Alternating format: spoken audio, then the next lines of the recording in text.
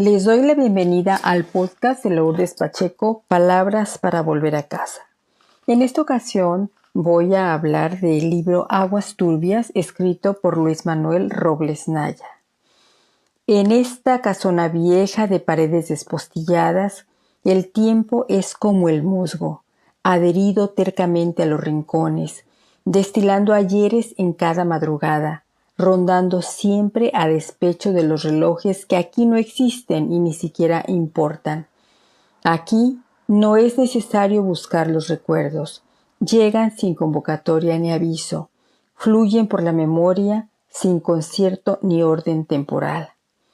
Así inicia el texto denominado Recuerdos, escrito por Luis Manuel Robles Naya, como parte de los textos reunidos en el libro Aguas Turbias, primera obra de este autor.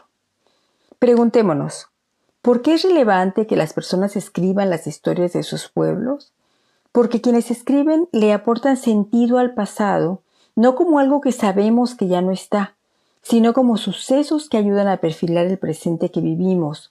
Construyen también identidad y es un momento para recuperar esas escenas, esos instantes que vivimos. ¿Por qué sabemos, en todo caso, que alguien es de Santiago? Estoy hablando de Santiago Ixcuintla, Nayarit. Lo sabemos porque el río le atraviesa. Claro, el río Santiago, este río que inicia como el río Lerma en el Estado de México y posteriormente atraviesa una parte de la República, llega al lago de Chapala y cuando sale del lago de Chapala se convierte, propiamente dicho, en el río Santiago, que desemboca en el Pacífico. También sabemos que alguien es de Santiago por el calor que se enfrenta con paliacate en mano, con abanicos, con diversas estrategias para refrescarse, en una ciudad costera donde el aire acondicionado es muy reciente y no todo mundo tiene este calor húmedo que conocemos en estos pueblos de la costa. El río, como dije, está presente como la vida. El río sigue deslizándose por la ladera del Otero, que parece repartirla por todos sus lados. Sus veredas resbaladizas fluyen en todas direcciones, hacia el norte para el estadio, el rebaje por el oriente y la ladera contraria que mira hacia los ocasos, resguardando el caserío de techos de teja, la mayoría con paredes encaladas de colores vivos, y el último tramo del río, al que se escurren las aguas del temporal y al que confluyen las vidas de todos. Es el río por el que pasó la revolución y también tuvieron que cruzar los españoles en sus expediciones. Es el río por el que navegó la historia de la conquista, saliendo sus barcos del Botadero. Este pueblo que se llama Botadero y que muy pocos saben que justamente se llama Botadero porque ahí se construían los barcos y de ahí se botaban por el río para que llegaran al Océano Pacífico. Es importante también detenernos en pensar en cómo recordamos lo que recordamos. Puede ser que alguien experto nos hable de la dinámica de los recuerdos a corto plazo o a largo plazo, o informarnos que no existe un solo lugar en el cerebro para contener todos los recuerdos, o decirnos que los recuerdos están ahí siempre almacenados y que basta una palabra que los evoque para que puedan surgir. Surgen de manera desordenada o de manera ordenada, dependiendo de quién los recuerda y a qué edad se recuerda.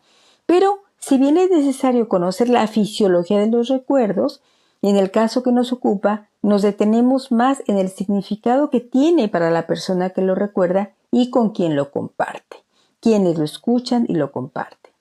Cada uno de los recuerdos tiene una memoria simbólica que a su vez construye otras historias y evoca otras situaciones en quien los escucha. No la de la historia oficial, que siempre nos devuelve 2 o 3 lugares emblemáticos, por ejemplo, de este pueblo de Santiago, sino la historia construida de los pequeños momentos vividos por sus habitantes. En estos lugares emblemáticos no están estos callejones, no está la ladera del Otero, no están los lugares, las calles por donde transcurre la vida. Así, en estos textos entramos, por ejemplo, al soliloquio del loco, que no está loco, pero adquiere la identidad del loco para oponerse a los convencionalismos sociales. Sí, pero es un loco situado ahí, en ese lugar. También entramos al dolor de quien se niega a ver a un colega viejo porque lo ve en su decrepitud, quizá porque le anticipa su propia vejez. En el libro entonces encontramos escritos en primera persona, encontramos escritos en tercera persona, leemos monólogos también, leemos también palabras simplemente al viento. De esta manera, el autor va hilvanando recuerdos al tiempo que muestra personajes y situaciones que ya no existen, pero que anduvieron por esas calles. Claro, se trata de una voz masculina y que refleja en gran parte los ambientes de las masculinidades. Pero bueno, eso también es necesario, obviamente, decirlo y exponerlo.